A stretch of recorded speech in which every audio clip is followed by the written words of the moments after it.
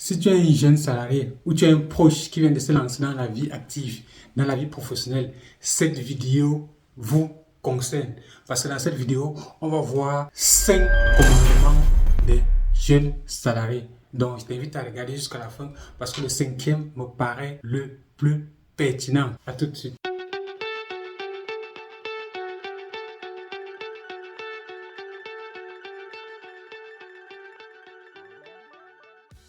Salut à toi, j'espère que tu te portes bien. Si tu es nouveau sur cette chaîne, moi c'est Valdez Photo, le gérant de la structure Africa Digital Chance, qui est une structure qui commercialise les produits et services informatiques, notamment la vente des ordinateurs et accessoires informatiques, la conception et la réalisation des applications web et mobiles. Pour tout produit ou service, je t'invite à aller sur notre plateforme Africa Digital Chance et tu pourras commander le produit ou le service qui t'intéresse. C'est grâce à cette structure que nous utilisons cette plateforme d'émission Les Business pour partager notre expérience et notre savoir-faire. Donc, je t'invite à t'abonner et à me dire en commentaire ce que tu auras pensé de cette vidéo.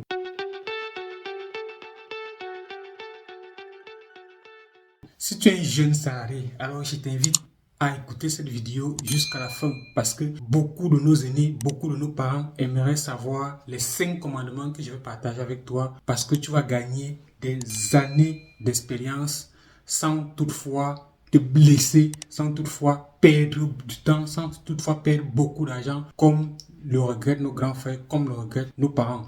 Le premier commandement que je vais voir avec toi aujourd'hui, c'est que tu vas garder ton style de vie étudiant au moins pendant 2 ans. Oui, tu l'as bien compris. Une fois que tu trouves un emploi stable qui te permet de subvenir à tes besoins primaires, je t'invite à conserver ton rythme de vie étudiant au moins pendant 2 ans. Je constate dans notre communauté, dans le monde de façon générale, avec mes promotionnaires, lorsqu'on finit les études et qu'on commence la vie active, on se trouve un job, on se trouve un emploi qui nous permet d'avoir une source de revenus plus ou moins régulière chaque mois. La première des choses que je constate, c'est qu'on veut déménager. Oui, on se dit, la chambre que je vivais, le petit studio dans lequel j'étais, je ne peux plus continuer de vivre là-dedans parce que j'ai trouvé un emploi. Je ne peux plus rester sur 10 mètres carrés. Il est trop petit pour moi. Le quartier où j'étais, je ne peux plus rester là. Du coup, du jour au lendemain, on trouvait cet endroit tellement invivable qu'il faut déménager de façon urgente. Ça, c'est le premier piège. Tenez-vous-en que lorsque vous venez de commencer à gagner de l'argent, à trouver un travail,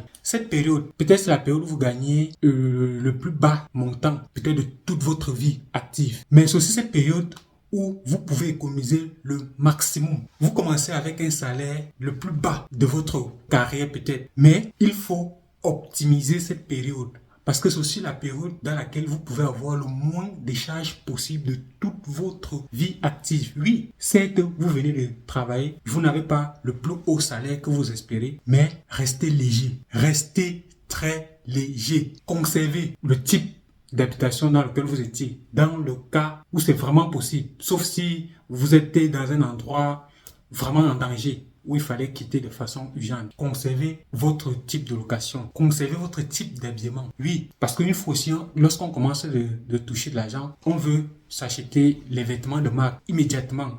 On veut commencer à entrer dans le luxe. Non, le no-name que tu portais, continue de le porter. S'il est propre, il est en bon état, où est le problème? Continue d'acheter les vêtements ou les chaussures de ce style. Ça va te permettre de limiter au maximum tes dépenses. Et tu vas acheter que ce qui est nécessaire et prioritaire. Bon, tu conserves ton logement. Le type de logement, oui, tu peux peut-être déménager de l'endroit, mais va dans un logement qui va te coûter plus ou moins la même somme. Conserve ton style d'habillement. Du moins, tu conserves les dépenses qui étaient liées au vestimentaire. Ne pas prendre des vêtements qui vont asphyxier tes économies. Troisième élément, lorsque tu commences à gagner l'argent, toujours dans le point 1, parce qu'il faut rester léger. Tout ça entre dans le fait qu'il faut rester léger. Minimise tes charges, parce que c'est ça, rester léger. C'est que tu minimises tes charges. Ne cherche pas tout de suite à devenir la mère Teresa si tu es une femme. Ou bien à devenir le Père Noël. Pour dire ici, tu vas pas chercher à être le plus généreux à cet instant. Non, parce que toi-même, tu n'es pas encore à l'abri. Tu peux pas te mettre à vouloir aider tout le monde, parce que souvent, quand on commence à gagner l'argent,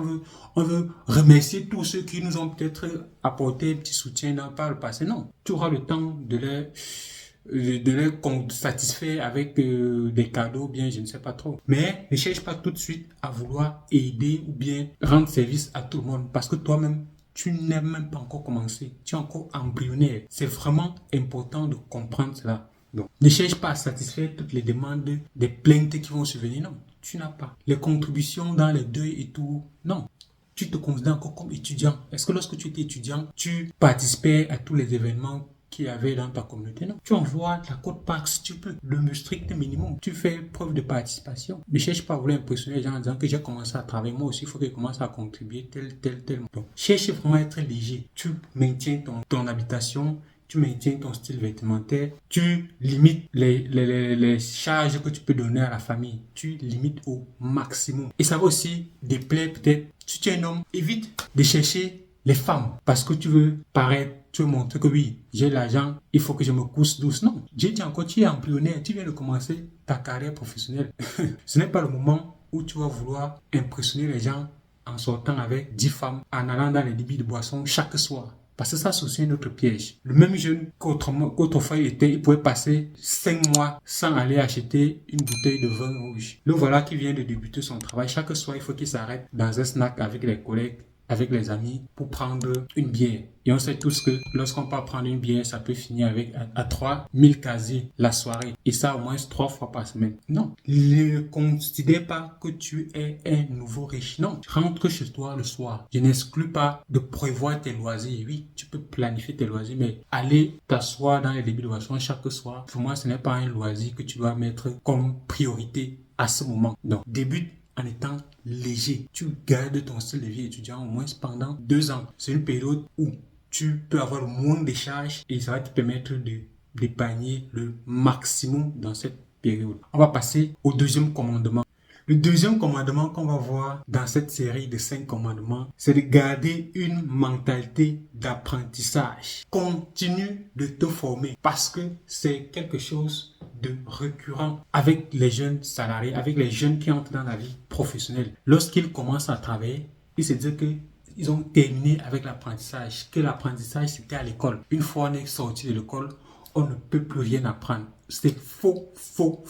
Écoute-moi très bien. Lorsque tu commences à travailler, c'est la période où tu vas apprendre ce qui va réellement t'aider. Parce qu'à l'école, tu apprenais presque. Lorsque tu vas sur le monde professionnel, c'est là que peut-être tu as des technologies précises à apprendre. Tu as des autres domaines à apprendre. Est-ce que tu connais au niveau des finances? Est-ce que tu sais gérer tes finances? C'est là que tu vas mettre l'argent de côté pour te former, pour tes formations en continu. Tu vas te dire, est-ce que tel domaine, j'ai quel niveau d'apprentissage dans tel domaine? Tu vas planifier tes formations et tu seras toujours dans ce mode d'apprentissage comme si tu étais étudiant. Si tu es étudiant, si tu es peut-être salarié aujourd'hui, dis-moi à quand remonte la dernière formation que tu as suivie. Ça peut être une technologie dans ton domaine, ça peut être une conférence à laquelle tu as participé, ça peut être un livre. Ça remonte à quand? À part le livre, ton livre à l'école que tu étudiais. Est-ce que depuis que tu es sur le monde professionnel, tu as encore appris une formation de bout en bout? Donc, garde ta mentalité d'apprentissage comme quand tu étais étudiant. Troisième commandement dans notre série de 5 commandements, c'est de ne pas consommer ce que tu n'as pas encore. Ne consomme pas ce que tu n'as pas encore. Ne vis pas au-dessus de tes moyens. Ne t'endette pas pour les éléments de passif. Oui, en quelque sorte ici, il faut consommer ce que tu possèdes. Ne t'endette pas pour des biens de consommation. Parce que c'est aussi un piège. Lorsqu'on est salarié, lorsqu'on débute sa carrière professionnelle, on est sollicité par les prêts bancaires. Parce que vous avez une source de revenus régulière. Du coup, vous êtes éligible auprès des banques pour vous faire des avancements. Et je ne sais pas d'autres types de crédits qu'on peut vous donner. Crédit consommation. Oui, lorsque tu débutes ta carrière professionnelle, il y a beaucoup de banques qui te sollicitent pour te faire des crédits consommation, crédits immobiliers et tout. Beaucoup partent te prendre des dettes parce qu'ils veulent acheter des véhicules, ils veulent acheter un écran de 52 pouces pour accrocher au salon, ils veulent acheter les derniers téléphones de marque parce qu'ils veulent réaliser tous leurs fantasmes lorsqu'ils étaient encore étudiants. Ce n'est pas une fois de plus le moment. Ne t'endette pas pour acheter des biens de consommation. C'est l'une des pires 10 erreurs que tu peux commettre à ce niveau. Parce que tu vas rembourser cela pendant toute ta carrière. Si tu prends un bien de consommation pour acheter un véhicule, le véhicule, ce n'est pas seulement le coût à l'achat. Il faut entretenir ce véhicule. C'est-à-dire que ça, c'est une charge mensuelle que tu commences à mettre dans tes dépenses mensuelles. Bon, avant d'acheter n'importe quoi, dis-toi bien que est-ce que j'ai les moyens de le faire? Est-ce que je suis en mesure d'acheter tellement? Est-ce que c'est réellement important pour moi? Bon, si tu es sur le point de t'endetter pour acheter quelque chose avant la fin de la vidéo, va directement annuler toutes les transactions qui étaient en cours parce que c'est quelque chose que tu risques de payer pendant toute ta carrière. Bon, c'est un élément très important. Évite de t'endetter pour les biens que tu ne possèdes pas encore. Investis uniquement sur des choses qui vont te régénérer de l'argent. Tu peux t'endetter sur quelque chose qui va te générer de l'argent. Mais avant de t'endetter, il faudra que tu saches comment générer de l'argent avec tes fonds propres, avec ce que toi-même tu as économisé. Ne pas prendre un crédit pour venir lancer une activité que toi-même tu ne sais pas encore comment ça fonctionne. C'est pour ça qu'il dit ici, il faut être léger parce que l'argent que tu vas mettre de côté va te permettre d'investir plus tard. Et on verra dans d'autres vidéos dans quoi est-ce que tu pourras investir. Ça, c'est le troisième point.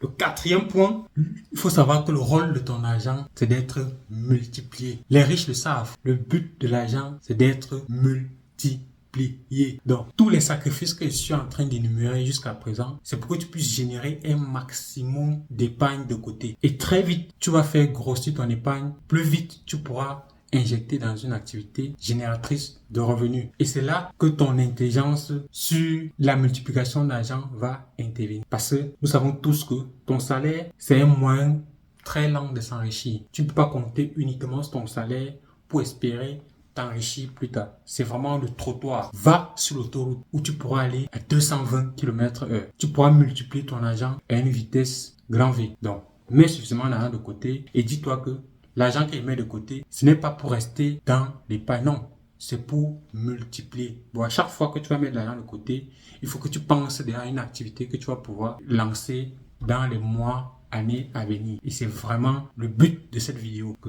tout ce que tu épargnes, tout le fait de rester léger, c'est parce que tu veux te générer une trésorerie qui sera ton fonds de départ. Ne l'oublie pas. Le cinquième et dernier commandement qui est très important, c'est qu'il faut intégrer le fait que tu es responsable de tes choix. Tu ne vas pas te plaindre, tu vas dire, ma situation actuelle, c'est la faute de l'État. L'État, c'est qui? C'est la faute de mes parents. Non. Si tu as commencé la vie active, ça veut dire que tu es déjà responsable. Tu ne vas plus dire, c'est parce que mes parents ont fait ceci qu'aujourd'hui je suis comme ça. Non. Tous les choix que tu vas prendre dès à présent, il faut que tu intègres que tu es responsable de tes choix. Que ta situation actuelle est de ta faute. Ce n'est pas de la faute du voisin, ce n'est pas la faute du grand-père au village, non.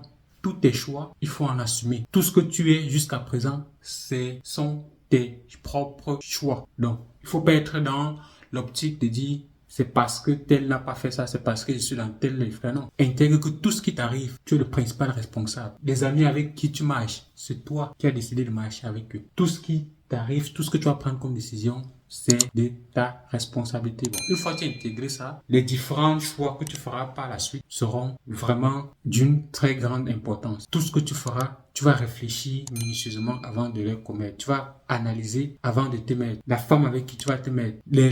L'endroit où tu vas t'installer. Donc, tout ce que tu vas faire, le type d'entreprise dans laquelle tu vas aller, ce sont tes choix. Si tu es dans un endroit où on ne te paye pas, c'est de ta faute. Intègre d'abord ça, que c'est moi qui j'accepte de rester ici. Si tu as 6 mois d'arrêt, tu vas pas te plaindre que c'est le boss. Oui, le boss, ça n'a pas d'être. Mais si tu continues de rester là, c'est toi qui acceptes. Il faut intégrer que tout ce que je fais, je suis responsable de mes propres choix.